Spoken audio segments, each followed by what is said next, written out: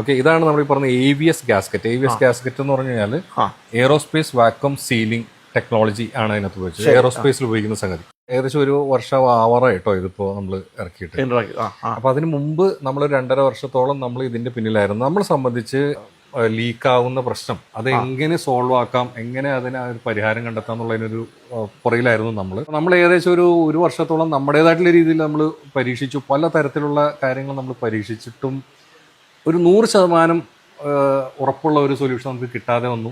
അങ്ങനെ ഇരിക്കുമ്പോഴാണ് ISROക്ക് വേണ്ടിയിട്ട് അവരുടെ റോക്കറ്റ് ലോഞ്ചേഴ്സിനൊക്കെ വേണ്ടിയിട്ട് ഓറിങ്സും അതുപോലുള്ള സീലിംഗ് സൊല്യൂഷൻസ് കൊടുക്കുന്ന ഒരു സയന്റിസ്റ്റ് ഒരു ഗ്രൂപ്പ് ഉണ്ട്. അവരുമായിട്ട് നമ്മൾ ടൈപ്പ് ആയിട്ട് എന്നിട്ടും നമുക്കിത് വീണ്ടും ഒരു 2 വർഷത്തോളം നമുക്ക് എടുക്കേണ്ടി വന്നു കേട്ടോ. ഈ ഒരു ഗ്യാസ്കറ്റ് ആണ് ഇതിന്റെ പ്രത്യേകത.